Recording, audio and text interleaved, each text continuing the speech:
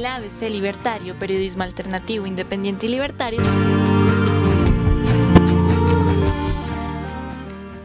Bueno, le damos la bienvenida a Fabio Serna, un líder social, ha luchado siempre por el sector de la salud a nivel nacional, ha hecho cosas y más que todo eh, el sector de la salud, que es lo que le encanta a él porque ve muchas injusticias en esta parte. Se trata de Fabio Cerda. Y ahí le preguntamos, primero que todo, bienvenido Fabio Cerna, y nuevamente reencontrarnos a través de estas plataformas. Carlos Pineda, un abrazo fraterno de parte de quienes conformamos el movimiento social Octava Papeleta por la Salud y la Seguridad Social como derechos fundamentales. Sí, es una alegría grande volver a encontrarnos después de, no sé, tal vez 2 años. Poquito Eh, más. Puede ser que más, efectivamente.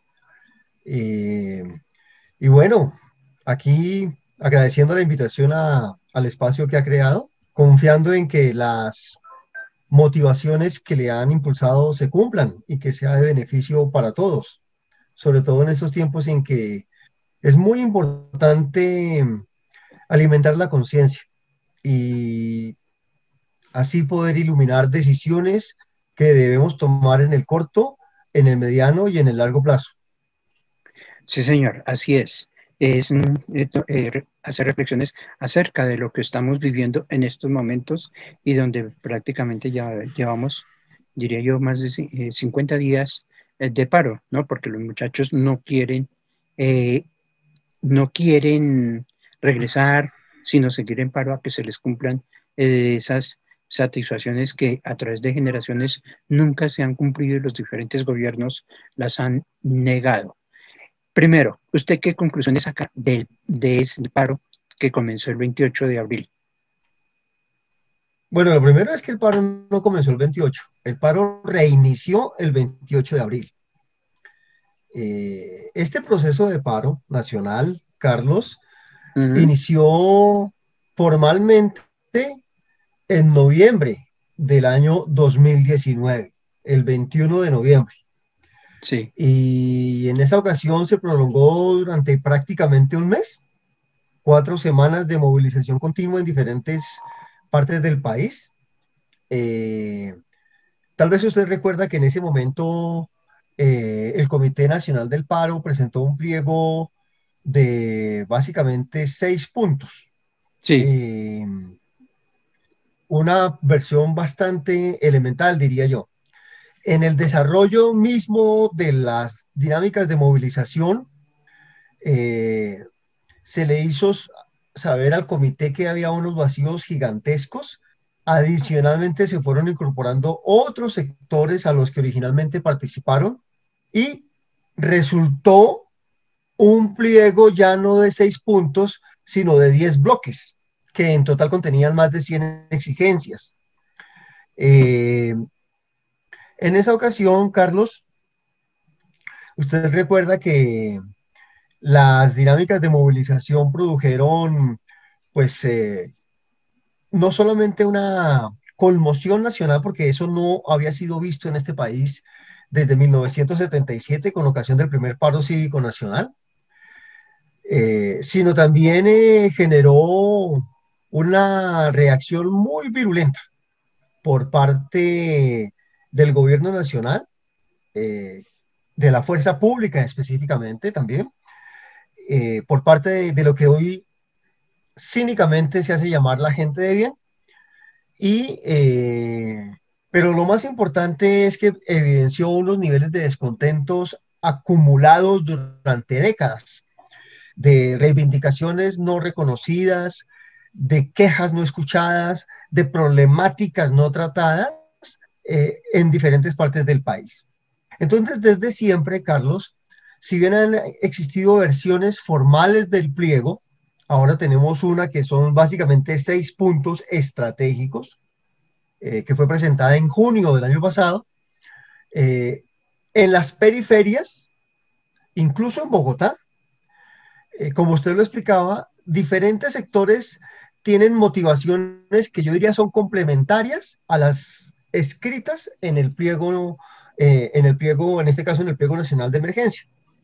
Si bien la versión más reciente del pliego, la que fue radicada en junio del año pasado, contiene 6 puntos, que lo leemos básicamente de manera muy rápida.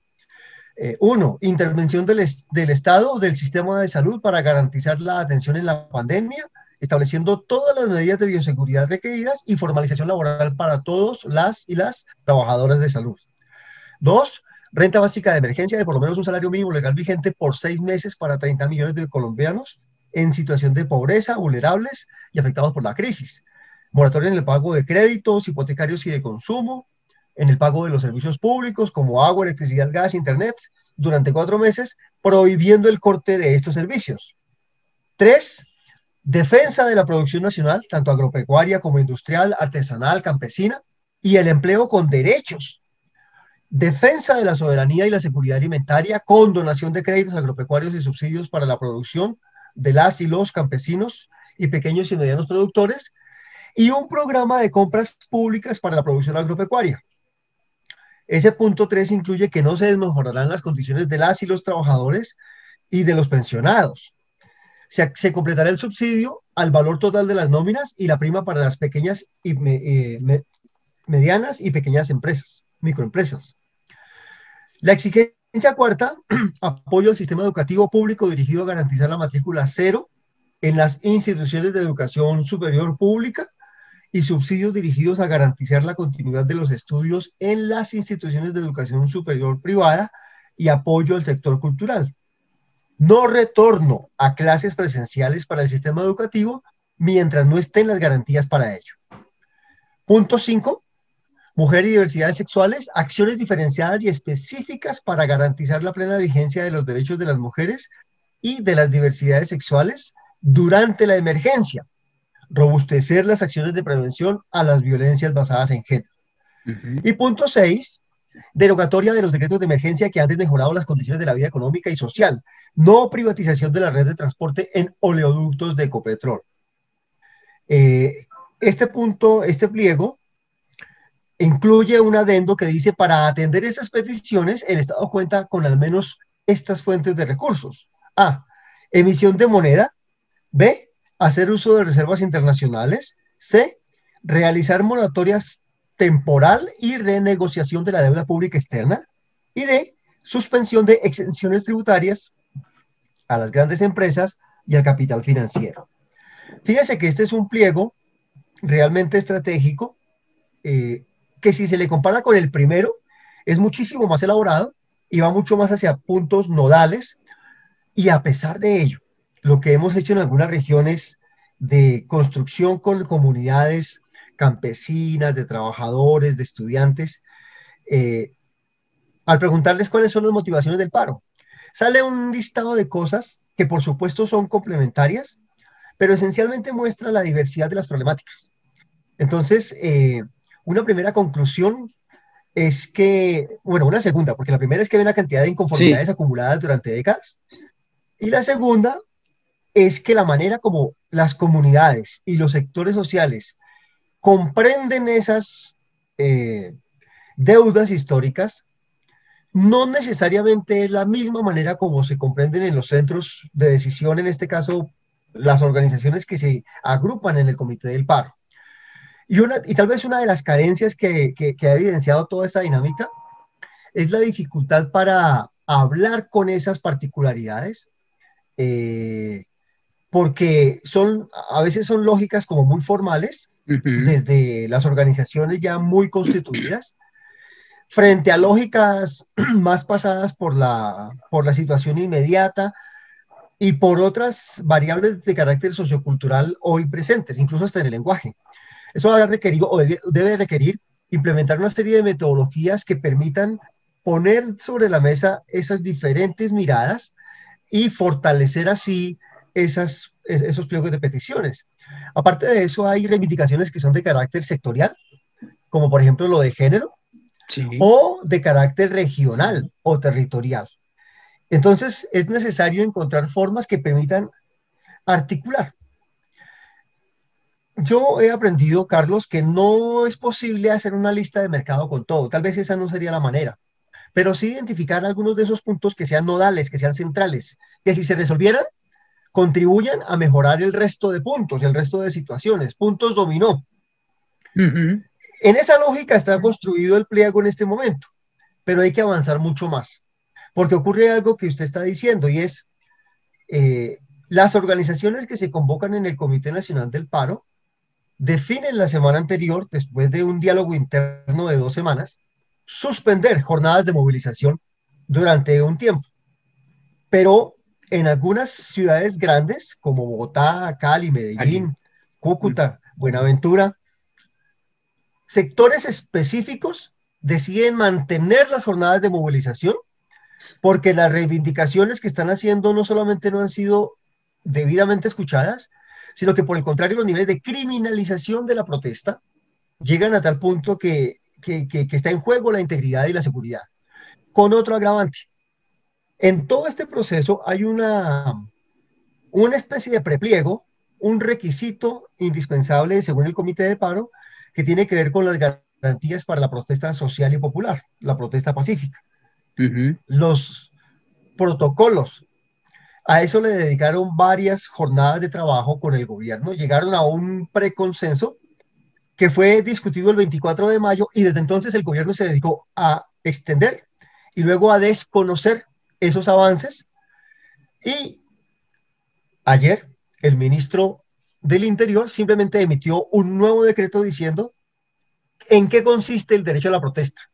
Y en lugar de recoger esas garantías que se le han planteado y que ya había sido reconocidas por parte del equipo negociador, lo que hace es recortar todavía más el concepto de garantía, incurriendo además en una ilegalidad gravísima, porque el tema no se resuelve por decreto.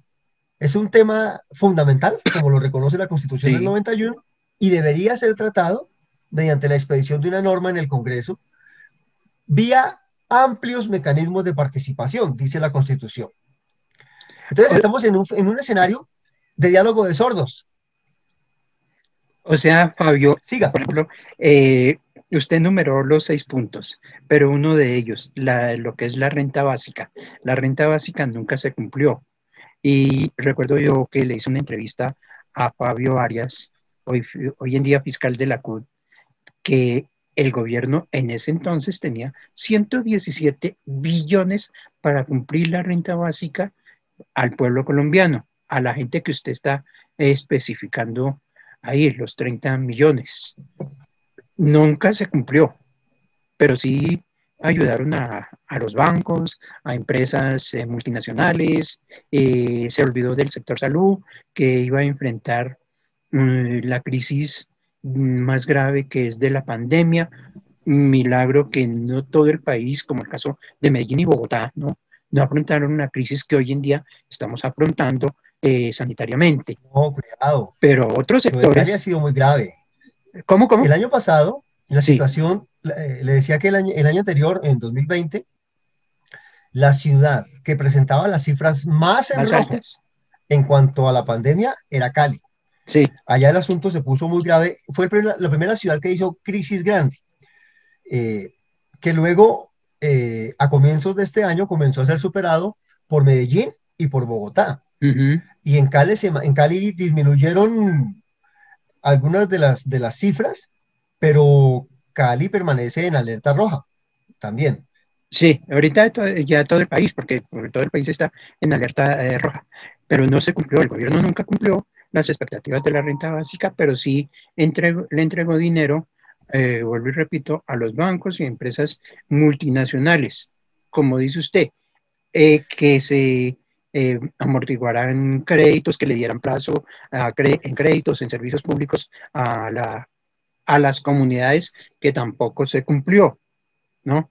En el sector salud tampoco se ha cumplido, yo diría que nada, ¿no? Entonces, ¿qué debemos hacer nosotros como ciudadanos? Carlos, sí. Carlos Pineda, si hiciéramos una evaluación de en qué se han gastado los recursos acumulados en el contexto de la campaña, en el famoso FOME, el Fondo de Emergencia creado por el gobierno.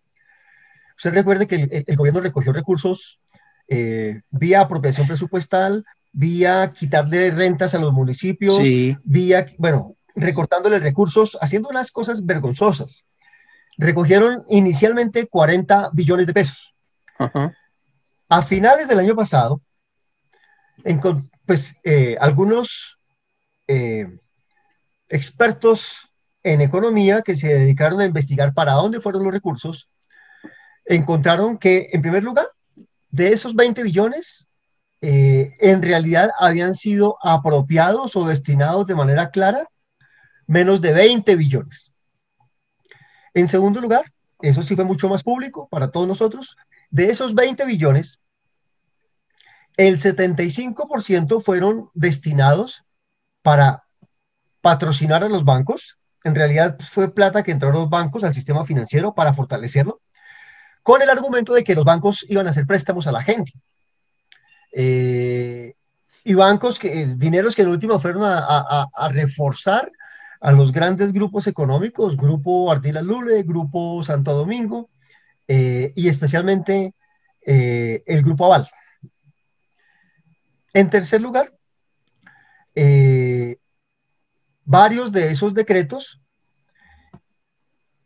alimentaron grandes preocupaciones porque, independientemente del discurso de mejoramiento que tenían, en la práctica representaban recortes, como aquellos en que le quitaban rentas a los municipios y las centralizaban, con el argumento de que había que hacerlo por la pandemia. En el tema en salud, el decreto expidió, el gobierno expidió el decreto 538 a comienzos de mayo del 2020, encaminado a crear condiciones para la prestación de servicios de salud. En realidad, ese decreto lo que hacía era entregarle dinero al sector financiero en salud, a los empresarios de la salud, para que siguieran enriqueciéndose, pero no respondía a problemas muy serios como por ejemplo el tema de dotaciones. Si usted recuerda que durante muchos meses las denuncias eran porque los trabajadores de la salud no tenían ni siquiera dotación, tampoco tenían salarios, tampoco tenían insumos, ¿sí? Y en cambio, decretos como el 538 alimentaban la financiarización de la salud. En ese momento hacíamos un análisis de las políticas desarrolladas en el marco de la pandemia y concluíamos que como gobierno corporativo, este es un gobierno que trabaja para las corporaciones, pues lo que hizo fue aprovechar la pandemia para dos cosas. Lo primero, para tratar de apagar todo el estallido social que había iniciado en noviembre, y lo segundo, para cumplir compromisos politiqueros con la clase política y para devolver favores de financiación de la campaña. Favores que, como ya usted lo ha dicho, yo lo he reiterado, benefician principalmente a grandes conglomerados económicos, a grandes corporaciones. Este es un gobierno corporativo. Los recursos que han venido siendo creados vía ley de la República han tenido el mismo fin, con otro agravante. Acabamos de ver la vergonzosa decepción de escuchar al presidente en alocución nacional decir que el gobierno garantizaba la matrícula cero, que es una de las grandes discusiones o de las grandes exigencias desde la primera versión del pliego. Sí. La matrícula cero para que estudiantes de estratos 1, 2 y 3 puedan mantenerse en el sistema educativo superior o acceder a él durante al menos 2 semestres con recursos del Estado. El gobierno dijo, eso está garantizado, nosotros respondemos. Sin embargo, la orden que le dio ese mismo gobierno a sus partidos aliados en el Congreso fue hundir ese proyecto. Pero la vergüenza está en que no solamente hunden el proyecto, sino que al mismo tiempo aprueban una reforma a la Procuraduría que le aumenta las facultades y lo convierte en una policía judicial, pero crea una nómina paralela de 500 cargos. 500 cargos que van a costar casi el equivalente a la matrícula cero. Entonces, eso lo que muestra es esa voluntad política, no de cumplir compromisos sociales, sino de devolver favores económicos a quienes están en la cuerda, en la rosca, ¿sí? Porque al final, ¿qué es la Procuraduría? ¿En qué se ha convertido la Procuraduría, la Defensoría, la Fiscalía? En fortines electoreros políticos. clientelares de amigos de la Universidad Sergio Arboleda, patrocinados por el primer egresado de la Sergio Arboleda, que es el señor Iván Duque. Entonces no es extraño. Y como le digo, no es solamente en el tema de renta básica, es en todo. Digamos, el gobierno intentó decir que las cosas que están pidiéndole en el comité de paro ya las está tramitando y dice eso no es de mi resorte, eso es del resorte del Congreso, pero yo voy a ayudar a que el Congreso apruebe y al contrario de aprobar lo que hace es dar la orden de que no sea aprobado. ¿Ve? O sea, es una lógica en la que... O sea que, que Duque manda doble discurso. Un discurso para que las cosas no sean aprobadas en el Congreso y otras cosas que le está diciendo, las mentiritas que le está diciendo al pueblo. Total. A veces le sale mal, como en Providencia hace 2 días. Sí. Que se atrevió a decir a la gente, en medio de semejante desastre que existe todavía, que ya en algunos aspectos se había alcanzado el 100% de reparaciones. La indignación de la población de Providencia, usted lo vio en las noticias, especialmente en Noticias 1, era tal que se fueron a perseguirlo a los sitios a donde él estaba y él se les escondió. Lo fueron a buscar al aeropuerto para que no se fuera sin hablar y decirle, ¿de qué está hablando, viejo? Como él mismo en alguna ocasión decía, ¿de qué nos hablas, viejo? ¿Cuáles reparaciones? Con el agravante de que se atrevieron a decir que los que hace 7 meses no creyeron que hicieran las casas eran incrédulos. Pero ahora cuando dicen, miren, no las hicieron, entonces lo llaman impacientes. ¿Por qué se impacientan tanto? Después de 7 meses. Y cuando ya comienza la nueva temporada de huracanes, que probablemente va a afectar mucho más porque ya no tienen en qué resguardarse. Lo poco que tenían fue destruido por el huracán el año pasado y ahora están a la intemperie. O sea que esta vez vamos a pagar un alto costo en vidas, es la gran preocupación. Fabio, no sé si usted recuerda que a comienzos o inicios de la presidencia de este señor Iván Duque, él viajó a China, ¿no?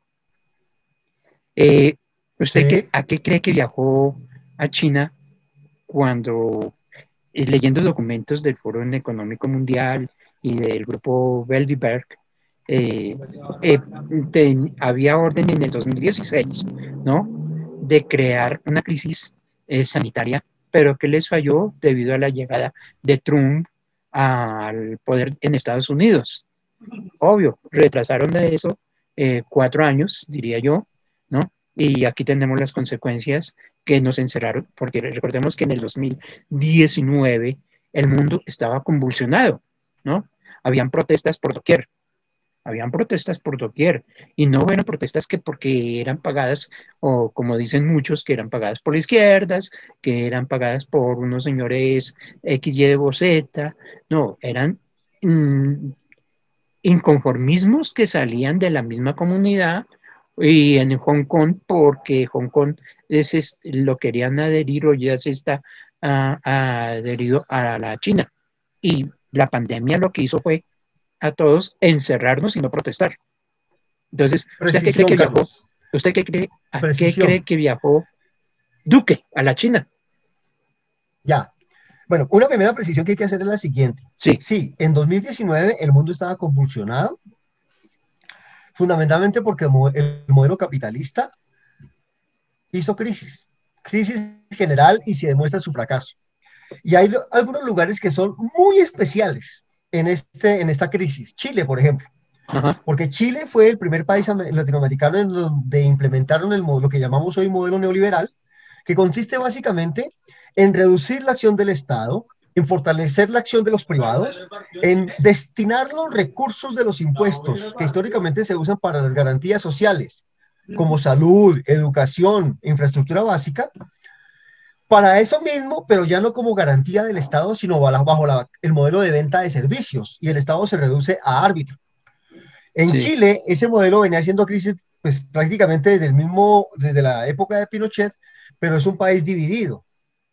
La diferencia está en que en 2019, por una especie de florero de Llorente, que fue el boleto estudiantil, el alza en las tarifas del metro, el estallido que se produjo fue monumental. absolutamente monumental. Y entonces ya no, se demostró que el problema no era solamente el tema del boleto, sino todo, absolutamente todo. Pero digo, Chile, por donde empezó la implementación del modelo con la protección de la dictadura, era el país de mostrar, porque es el modelo más desarrollado como expresión neoliberal. En América Latina, el otro levantamiento se dio en Ecuador, porque después de un gobierno relativamente progresista como el de Correa, el señor Lenin vuelve a la fórmula de recortar la participación estatal, de trasladar a la población en general los costos doblemente, porque no deja de cobrar impuestos, pero luego le tributa vía IVA, y adicionalmente de entregarle los recursos a los privados, y especialmente los grupos indígenas que han ganado mucha capacidad de incidencia, Sí. protestaron. Y Colombia, que es un país muy extraño porque es el país más de derecha y más conformista. En Colombia los niveles de movilización son muy bajos, eran muy bajos hasta el 2019. Lo que comenzó en esa época en Colombia es un hito histórico que no termina. Y como usted dice, hubo otras partes del mundo. En el caso específico de Hong Kong, la disputa es un poco distinta. Hong Kong es una ciudad muy importante que durante un siglo estuvo bajo la égida, por arreglos económicos que hicieron, de los ingleses. Hong Kong es una ciudad de China, no es que China se la quiere anexionar, se la quiere anexar, es una ciudad china. Pero hace 100 años hicieron un acuerdo, un convenio. China era un país muy grande, pero muy débil. Los ingleses eran un país mucho más pequeño, pero más fuerte. Le impusieron a China entregarle la administración de Hong Kong. Hong Kong durante un siglo fue una especie era el equivalente a Panamá para Colombia. Es muy importante económicamente, ¿cierto? Solo que en el caso nuestro, los norteamericanos encontraron que era más barato para ellos dividir, que Panamá se convierta en un país pequeño y se separará de Colombia. Eso es lo que hoy quieren de Hong Kong, que se separe de China y que los chinos admitan separarse. Entonces, hay una abierta injerencia de muchos países, empezando por Inglaterra y Estados Unidos, en China. Los chinos lo que dicen, a diferencia de hace un siglo, es que son la segunda o tercera potencia mundial, junto con Rusia, país capitalista, y con Estados Unidos, país capitalista. Esa disputa, digo yo, es muy importante, porque es el nivel más grande de descaro de países de meterse en los asuntos de un país como China y querer que se resuelvan las cosas a su manera. Y hablar de democracia. Y decir que que el gobierno chino reprime. En Hong Kong hubo también un estallido originado en una reforma judicial que le daba más atribuciones al gobierno central, es decir, a Pekín, para poder actuar en Hong Kong, que siendo una ciudad, tienen varios, yo no sé si unos 24 millones de habitantes. O sea, es una provincia, en realidad. Tiene el tamaño de un país. Dígame cuántos países en América Latina tienen 24 millones o menos. Y entonces se encuentra que Argentina es tan grande como Argentina, Bolivia. El mismo Chile. Ese es Hong Kong. Pero Hong Kong es una ciudad económicamente muy importante en Asia. Es supremamente importante. Por eso es el interés de los ingleses y los norteamericanos de controlar Hong Kong. Pero usted me preguntaba, ¿a qué fue Juan Manuel Santos? A China. Duque. Ellos fueron perdón, es que antes estuvo Santos. Y como no tenemos presidente desde entonces, me parece que es un salto ahí en la memoria, ¿no? Sí, pero es que ya sabemos que el presidente es Álvaro Uribe con su títere a bordo. El de facto. Bueno, este hombre fue a cerrar unos acuerdos, entre otros de tomates, de aguacates hash. ¿Usted recuerda esa polémica polémica que le hicieron al señor Petro en su momento por decir que un referente a mediano plazo para exportaciones era el aguacate. En reemplazo del café. No, exactamente. En reemplazo del petróleo y del carbón. Esa fue una de las cosas que fue a hacer a China. Y el carbón. Porque además le están buscando, pues China es un consumidor muy grande, y es un contaminador gigantesco, y Colombia tiene la mina a cielo abierto más grande del mundo. Y se va a volver el peladero más grande del mundo en lo que a carbón se refiere. Cuando se acabe el carbón, en la zona del Cerrejón que involucra Cesar, Magdalena, La Guajira, no va a quedar sin un peladero y muy pocas formas de vida o ninguna forma de vida. Y entonces toda esa riqueza que allí había se la han llevado las multinacionales, y el gobierno estaba cerrando tratos con multinacionales chinas que Ujú. serán muy comunistas, pero tienen una especie de socialismo de mercado. Por eso tienen una gran capacidad de negocio y además están construyendo la represa más grande del mundo, que requiere gigantescas cantidades tanto de hierro, de acero, como de carbón. Ujú. Y aparte de otros megaproyectos que ya están realizando, por eso necesitan esos insumos. Ahora, en el tema alimentario está el tema de los aguacates. De para acá, de para acá, el señor Duque esperaba que vinieran algunas cuestiones de tecnología. China es una potencia en En tecnología, tecnología. en tecnología 5G, ¿sí? Ajá. De hecho, cuando estalló La pandemia. la pandemia, iba a ocurrir la Feria Universal de Tecnología en Barcelona y los chinos iban a hacer su presentación en sociedad de toda la tecnología 5G, la Sí, tecnología del hogar, sí. la tecnología de lo cotidiano. Y cancelaron esa feria, entre otras cosas, porque Norteamérica y Europa se sentían en desventaja frente a China, Sí. ¿sí? Sí, yo recuerdo bien Entonces, esa feria, que eso fue a comienzos del 2020, que se correcto, canceló. correcto. Y el tema central era las comunicaciones, la forma de comunicación 5G, Sí. que en principio se dice que es para celulares, pero es para mucho más que eso, porque ese tipo de tecnología va a permitir que usted desde su celular controle, por ejemplo, la iluminación de su casa, Ujú. abra puertas, verifique sistemas de seguridad. Es decir, es una forma muy, muy distinta, implica una especie de revolución tecnológica de alta potencia. Y en eso los chinos estaban mucho más adelantados. Están. Acuérdense que para esa misma época el señor Trump en Estados Unidos hizo detener en Canadá a una de las presidentes para América Latina de la De marca de Hawái. teléfonos Huawei, Ajá. porque supuestamente esa tecnología incorporaba formas de recolección de datos que eran usados como espionaje. En fin, todo esto con la idea de evitar que China tuviera mayor control en el mundo y vía fuerza militar y fuerza económica evitar que Estados Unidos especialmente perdiera ese papel de preponderancia que ha tenido pues en los últimos 200 años en el mundo. ¿Y qué tiene que ver China en todo esto, Carlos? Cuénteme. Pues ahí es esa gran pregunta, porque todo el mundo se hace, mejor dicho, los que conocen el viaje de Duque a la China, ¿por qué nosotros somos tan obedientes y sumisos al comienzo de la pandemia que nos encerraron los primeros 2 meses, todos encerraditos, juiciositos, como ovejitas, ¿no? Y el poder, porque usted acaba de decir, la China maneja su mercado, que yo digo dos formas de mercado, el económico planificado y el económico de mercado que va hacia el exterior, ¿no? El planificado es el que se invierte allá en la China, porque de comunismo la China no tiene nada actualmente. Si uno No hay un mira, país como, no ha existido un país comunista en el mundo, Carlos. Ningún país, la Unión Soviética nunca fue. nunca fue comunista. Si usted contrasta las realidades que se han vivido, por lo menos de acuerdo a la literatura de que disponemos, y Sí, contrastamos con los conceptos teóricos, lo máximo que ha existido son expresiones de socialismo. A ya eso se le está ahí, llama socialismo real, ya está ahí, ha llegado. porque de socialismo a comunismo hay un trecho gigantesco, por Y lo eso, menos en el papel, ¿cierto?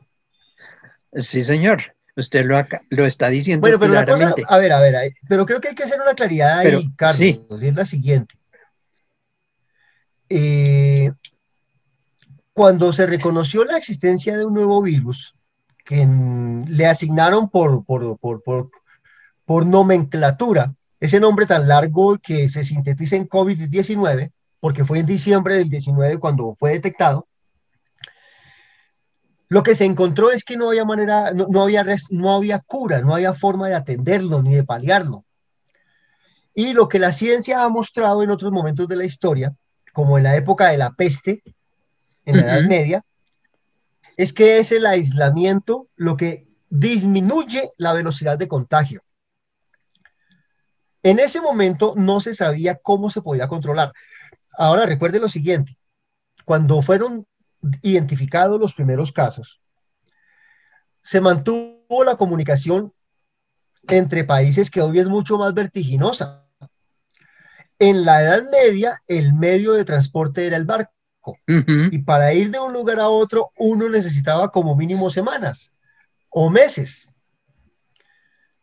Hoy el medio de comunicación por excelencia para grandes distancias es el avión. Sí. Entonces el virus salió de China y entró a Europa, y de Europa salió para Estados Unidos, o fue directamente a Estados Unidos porque ellos tienen comunicación directa, y se expandió por América a través de los aeropuertos. Como no se sabía quién podía estar contagiado y no había medidas de control. Recuerde que donde primero se cerró fue justamente en China. La primera ciudad cerrada, cuando ya se vio que era un problema imposible de controlar por los métodos convencionales, fue Wuhan, donde se identificó el virus. Pero Wuhan es una población de 20 millones de habitantes. Es una ciudad gigantesca. Es mucho más grande que Bogotá. Tiene un aeropuerto internacional con más vida de lejos, de lejos, de lejos que El Dorado. ¿Ya? El primer país que se aisló y drásticamente fue China. Por eso los chinos contuvieron en Wuhan y fueron muy poquitos los casos que se les salieron, y donde los identificaron hicieron una cosa que llama cerco epidemiológico. De manera muy rápida, caso identificado, caso que era cercado, quiénes son sus familiares, quiénes han sido sus contactos, y identifique, examine y aísle. China reporta, puedo equivocarme, pero creo que no llega a 10.000 las víctimas.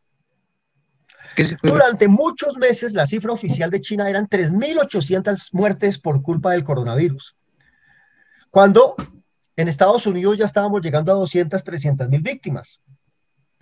Hoy en Estados Unidos tenemos una cifra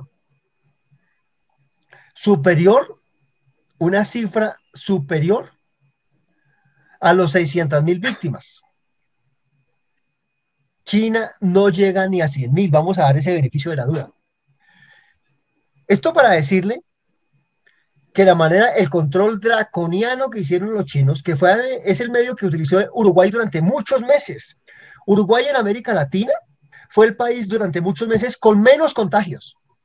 Cuando Uruguay abrió nuevamente, reactivó su economía, es decir, la gente para la calle, los puestos de trabajo, los chicos a los colegios, etcétera, etcétera, y el aeropuerto abierto, se dispararon los contagios en Uruguay. Hoy Uruguay es, junto con Colombia, el país en Sudamérica que más número de casos por cada 100.000 habitantes está produciendo en América Latina. Eso que Uruguay tiene como 7 millones de habitantes. Claro que sí. Pero mire, si miramos la cifra más reciente,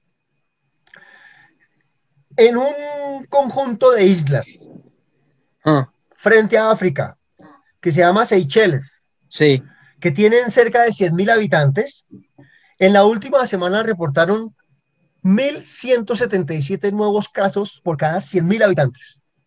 En segundo lugar, Mongolia, que es muy cercana a China, reportó 542 nuevos casos por 100.000 habitantes. En tercer lugar, Uruguay, del que estamos hablando, reportó 474 nuevos casos por 100.000 habitantes. Y en cuarto lugar, Colombia reporta 381 nuevos casos por 100.000 habitantes. Colombia es el cuarto país en el mundo con mayor número de contagios hoy en día. Triste privilegio. Triste privilegio. Ahora, en términos de víctimas globales, en términos de muertes, ¿qué tenemos? Las cifras también son escalofriantes. En primer lugar, hay que decir que para hoy estamos en 99.934 fallecidos, 599 de los cuales reportados hoy. Y completamos 3.945.166 casos confirmados, con los 27.818 que se reportaron el día de hoy, ¿cierto? Sí. Pero si usted mira un consolidado global, mundial, encuentra que Colombia es el 9º país en el mundo con mayor número de muertes confirmadas. Siendo uno de los de menos población, es el 9º. con 99.934, superado en el mundo por Estados Unidos, que tiene 600.000, por Brasil, que tiene 500.000, por India, que tiene 388.000, excepto que entre Brasil e India estamos hablando básicamente de como 1.600 millones de habitantes. Estados Unidos tiene 350 millones. 350.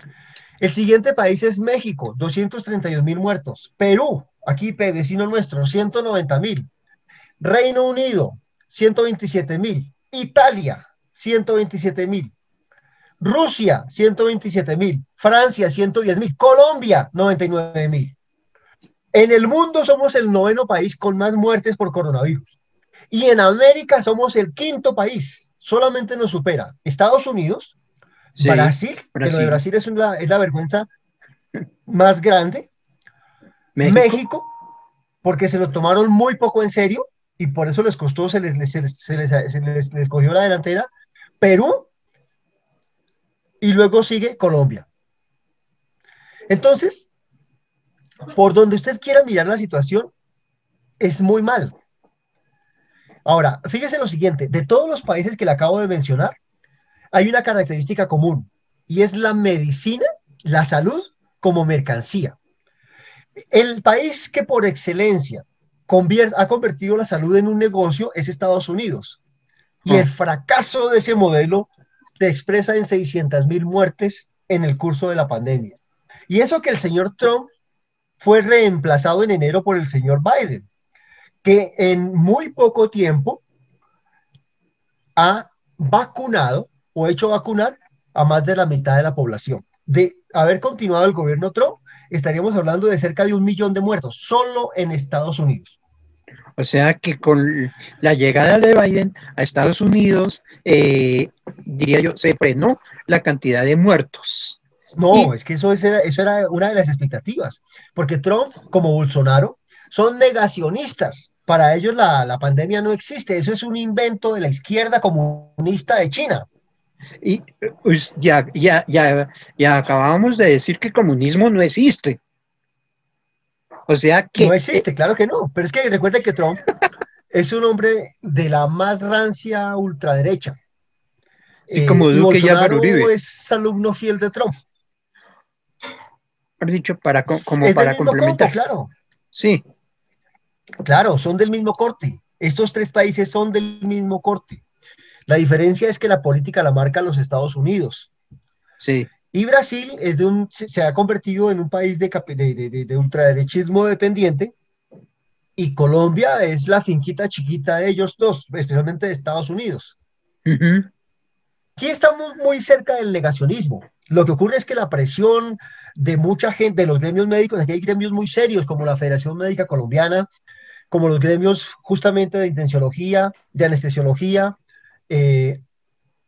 los gremios médicos de la salud en Colombia contribuyeron a elevar los niveles de conocimiento, a alimentar la conciencia, y obviamente quienes abordamos el tema de la salud de manera sistémica, exigiendo otra política pública, y los trabajadores de la salud de varios de los sindicatos, especialmente de ANTOC, que es el sindicato más fuerte en este país, y que tiene una mirada mucho más politizada del sistema, más de política pública, no solamente la reivindicación salarial, sino pues han también de la salud. contribuido a hacer conciencia de que la política pública en Colombia es profundamente errónea, como se demostró con decretos como el 538 del año pasado. No tenemos cifras más altas porque es que realmente hemos sido de buenas, porque fue muy negligente la reacción oficial durante los primeros meses. Es que si uno Aquí mira... realmente en este país le debemos un homenaje gigantesco a todo el personal de la salud, que Sí. con un nivel de militancia y de compromiso ha hecho un plus esfuerzo, primero para atender a los enfermos tanto de COVID como de otras patologías graves que requieren unidad de cuidados intensivos, y segundo, para en las condiciones tan difíciles que le ha tocado laborar, resistir, porque el nivel de desgaste es brutal, ha sido brutal. De hecho, ha tenido que pagar los costos muy altos. Hace una semana, un informe indicaba que en Colombia más de 59.000 profesionales de la salud se han contagiado de COVID-19. ¿Cuántos? Y estábamos llegando a cerca de 200 víctimas, 286 personas del sector salud han muerto como consecuencia directa de la pandemia. O sea, Una es uno de cifra los alta. sectores más golpeados. Muy alta, claro. Claro, claro que sí. ¿Ve? Con otro agravante. Aquí se inventaron una clasificación según la cual eh, había un primer nivel de riesgo Ujú. en cuidados intensivos y urgencias, un segundo nivel de riesgo en los procesos de, ¿cómo se llama la entrada? Ay, se me fue la palabra.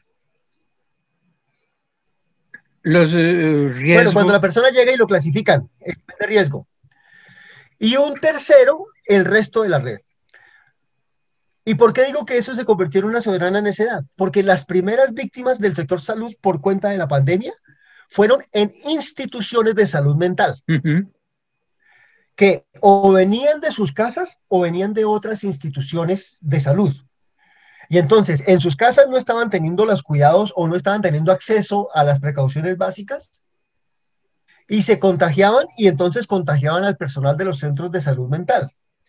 O quienes iban remitidos de hospitales que sí estaban en esa En riesgo. clasificación, estaban en mayor riesgo, pues ya iban infectados y no había mecanismos, básicamente porque no había insumos para prevenir. Entre ellos, pues tengo que hacer memoria de un amigo muy querido, un sindicalista de Antó, Fabián Mauricio, un Ujú. compañero de Barranquilla, que incluso salió en la prensa, en los noticieros tanto regionales como nacionales, denunciando esto que le estoy diciendo. Y a los 15 días de esa denuncia Murió. premonitoria, falleció por culpa del COVID-19. Y fue uno de los primeros sindicalistas de Antop, fue el primero tal vez, y además miembro de la Junta Nacional. Pero como él, muchos más. Y hoy, según el informe que le estoy mencionando, vamos en 286 las víctimas directas del sector salud. Y estamos en un nivel de contagio de 59.000, que es uno de los más altos del mundo.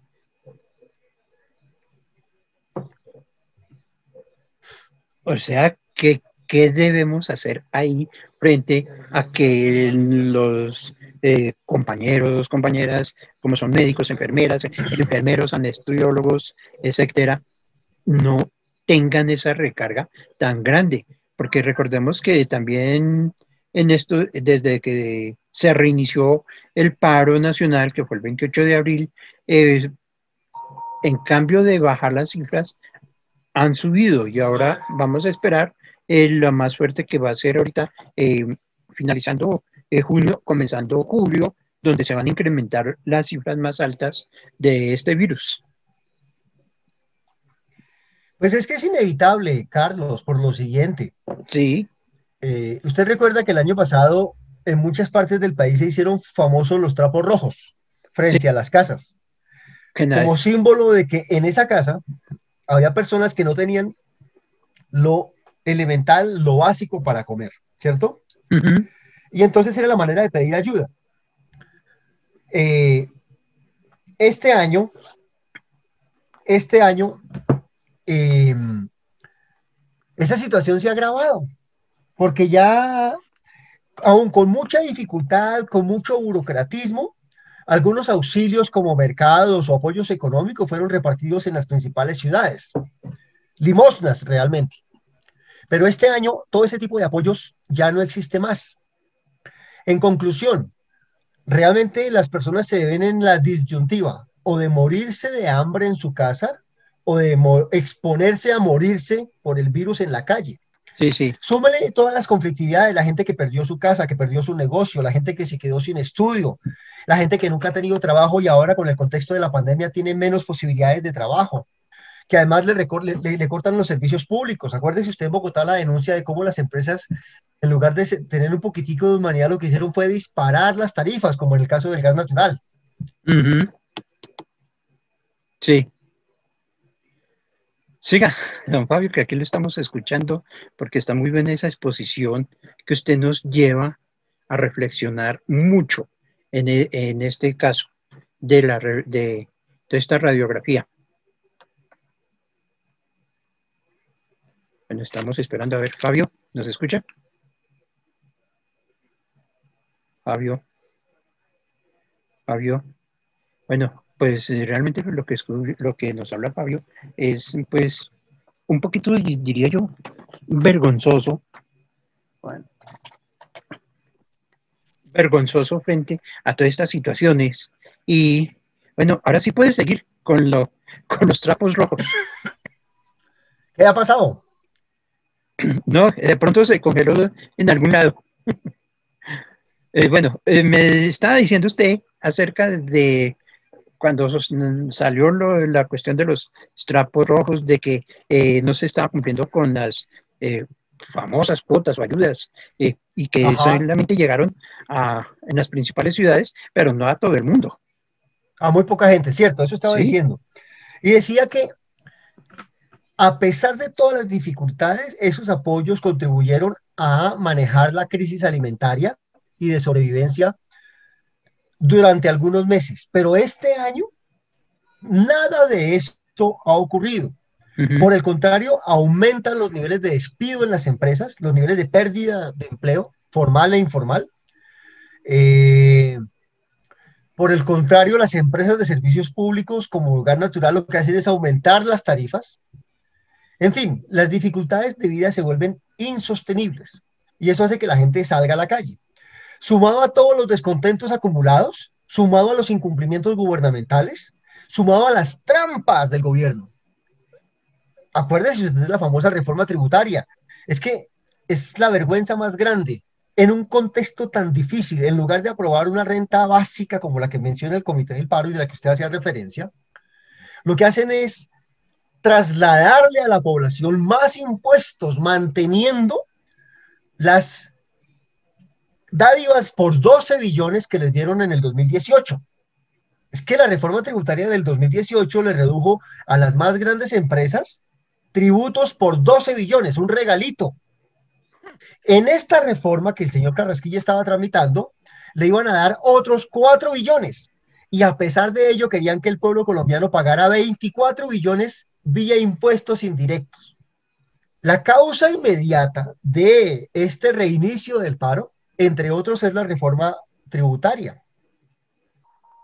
Y a diferencia del 2019, en el que la salud no aparecía por ningún lado como política, Uh-huh. una de las causas de este reinicio del paro era la reforma a la salud, que preveía incluso la conformación de clústeres en salud, que es básicamente la llegada con todas las garantías y con todas las exenciones de empresas internacionales para no apropiarse, pero sí morder buena parte de la tajada de la salud en Colombia, con patrocinio, con exenciones, disminuyendo la participación de lo público y la garantía del derecho, aumentando la intermediación, acabando las EPS en su nombre y convirtiéndolas en aseguradoras, quitándoles responsabilidades y dándoles más dinero, pero nunca reconociendo ni la deuda con los hospitales públicos, ni los pasivos que tienen con los trabajadores, ni formalizando el trabajo en salud. Por el contrario, aumentando la informalidad. Es claro, se junta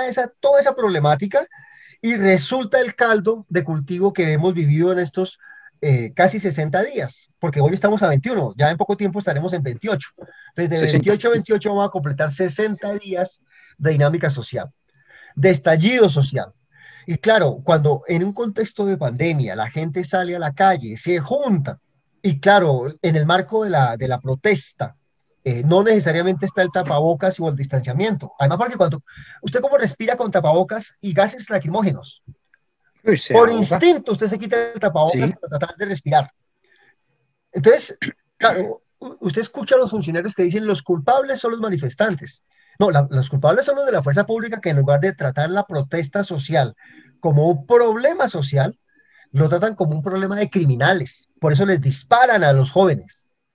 Por eso causan víctimas. Y además es tan claro que les disparan que le sacan los ojos. O sea, sacarle un ojo implica un nivel de puntería bastante certero. Porque si se equivoca, le pega el tiro por arriba y lo mata. O le pega el tiro por abajo y lo desfigura. Es perverso. Eso lo aprendieron de los chilenos, de la Uh-huh. policía chilena. Y aquí lo están haciendo también. Aquí ya van más de 60 personas que han perdido los ojos en el marco de estas protestas y lo han perdido como consecuencia de disparos. Entonces sí, han aumentado los contagios, pero es más, son más las muertes vía arma de fuego o armas supuestamente no letales, pero que han causado muertes, ¿no? Ajá. En fin. Bueno, usted hizo una radiografía muy completa, ¿no? Y obvio, habrán cosas que se van a quedar muchas en el tintero, pero a la larga es una reflexión que debemos llevar a través del canal de YouTube, el ABC Libertario, para que reflexionemos. Y ya como para ir cerrando este abrebocas con usted, Fabio Serna, ¿qué aconseja a la población? ¿Qué mensaje le manda a los jóvenes que están resistiendo todo esto para que el gobierno, si es que algún día entrará en diálogo, qué mensaje le manda a todos, a todos? No, la verdad yo creo que no tengo ninguna autoridad para mandarle mensajes a nadie, Carlos. Yo creo que los jóvenes en este país han demostrado unos niveles de valentía y unos niveles de conciencia que son los que alimentan nuestra esperanza hoy en día. Por el contrario, yo me siento profundamente orgulloso de asistir a este momento de la historia. Y creo que en general los jóvenes tienen muchas claridades. Tan es así que toman decisiones que cuando éramos jóvenes no tuvimos la fuerza, no logramos la fuerza. A pesar de que llevamos, qué sé yo, casi 40 años tratando de ayudar a que estas cosas cambien. Yo recuerdo el paro del 77. Sí. ¿Sí? Estaba cursando... Estaba en la presidencia Alfonso López. Es el... Por Dios... ¿Y un liberal de raca mandaca, como suelen definirse aquí, el del mandato claro, el que viene del MRL, ¿cierto? Ajá. Pero frente a una crisis tan grave que se está viviendo, también sistémica, es que el capitalismo está en crisis para los pobres siempre. Para el único sector que no está en crisis nunca es para la gente de poder económico, porque el capitalismo se encarga de entregarles más y más dinero, de concentrar la riqueza. Usted dirá, pero ¿por qué hablamos de esas cosas en un problema donde queremos mirar el paro nacional? Porque es que está en juego el modelo económico. Lo que se está cuestionando, lo que se cuestionaba en el 77 y que luego necesitó tantos años para volver a salir a la calle, es el modelo económico. Para poder mantener el modelo económico, después del 77, ese gobierno del mandato claro tomó decisiones como la creación de grupos de inteligencia, fortalecer el estamento militar, fortalecer la represión, y se convierte en el antecedente del Estatuto de Seguridad de Turbay Ayala. Usted tal vez recuerda la cantidad de sindicalistas y de líderes sociales detenidos y torturados después del paro del 77. O sea, que en 1978 le entrega el poder a Turbay Ayala, y de ahí entra la represión a los sindicalistas, a los que piensan distinto. Lo que pasa es que Turbay Ayala lo hizo de forma más descarada. Ajá. Pero entonces, para que usted vea que hay un hilo conductor, y es la crisis para la gente pobre del modelo económico. A los jóvenes, entonces, ¿qué decirles? Hay que persistir, hay que ganar capacidad de propuesta. Hay un desafío ahorita, y lo del Comité del Paro es interesante para que usted mire y se pregunte si la manera como se tramita se corresponde con la magnitud del desafío. El Comité de Paro suspende las movilizaciones, la convocatoria a movilizaciones grandes por falta de garantías, por falta de voluntad del gobierno de reconocer, entre otras, el protocolo de respeto a la protesta social. Y mire la vía que adopta. Presentar al Congreso, a partir del 20 de julio, proyectos de ley que recojan los temas que estaban en discusión. Pero acabamos de ver cómo el Congreso hunde dos proyectos tan importantes que eran centrales, la renta básica y matrícula cero. Y para variar, uno de los temas del comité, del pliego de emergencia, tiene que ver con la cuestión medioambiental. Este Congreso, que se reúne el 20 de julio, prefirió hundir la ratificación del Tratado de Escazú, que obliga a Colombia a tomar medidas de respeto con el medio ambiente, y prefirió hundir el proyecto de ley que pretendía que en Colombia no se haga fracking como forma de explotación petrolera. Entonces, por lo menos yo sí me pregunto si la salida a la que llegue el Comité del Paro, a cuyos dirigentes yo respeto profundamente, pero en este caso debo disentir profundamente, pero reconozco que estar en sus zapatos es muy difícil.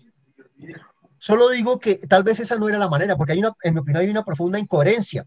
¿Cómo le voy a entregar proyectos de ley a un Congreso que yo sé que me los va a mandar, si decentemente los va a engavetar?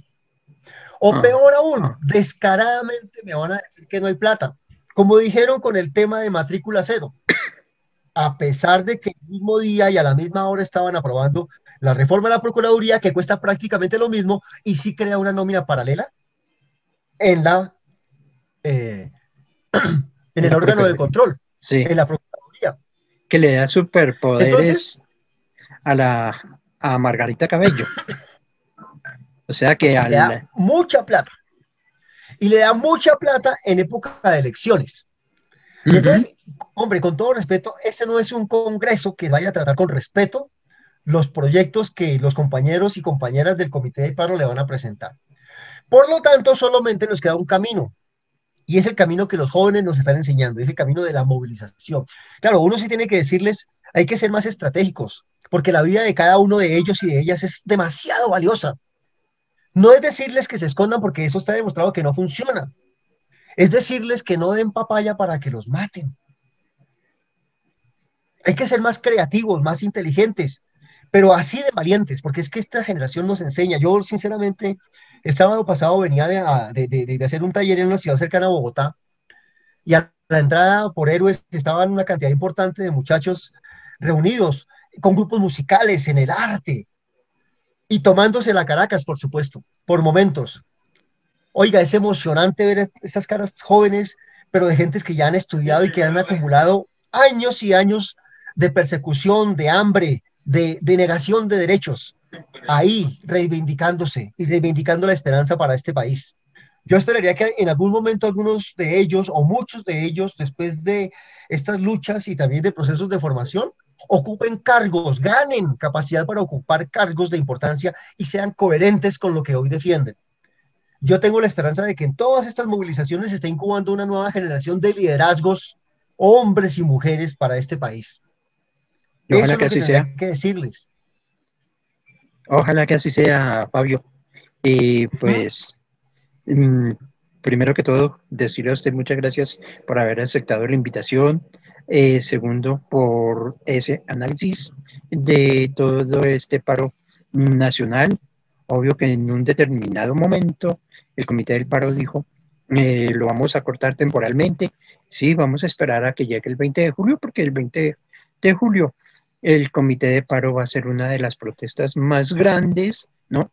Obvio, cuando se quiere presentar nuevamente la reforma tributaria con sus enreditos por ahí, como tal lo ha dicho usted, y pues vamos a esperar a ver qué sucede ese día. Y gracias por ese análisis, tanto en el sector salud, en plena pandemia, y el paro nacional, con todos sus análisis desde lo nacional y lo internacional.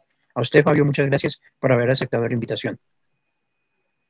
Nos quedó pendiente hablar de la reforma de la salud, pero hoy no lo haremos en otro momento, porque eso Sí, sigue señor. ahí en camino. Eso sí, hay mucho que cortar y que contar, porque lo que nos esperaba era algo grave. Pues será de pronto, ¿por qué no? Para la próxima semana hablaremos de esa reforma a la salud, que gracias a los jóvenes también se cayó. Y no solamente eso, también esa reforma laboral que hizo Duque en la emergencia de la pandemia, que es el 1178, si no Pero estoy quedó mal. vigente la reforma pensional y la reforma laboral que fue aprobada en el plan de desarrollo. Eso está vigente. Entonces, a eso le vamos a hablar después, Fabio. Entonces, pues muchas gracias. Listo. Y feliz tarde. Carlos, a usted por la invitación. Señor, Ojalá entonces, estas cosas nos ayuden a alimentar la esperanza. Un abrazo, Carlos. gracias, igualmente lo mismo. Feliz tarde.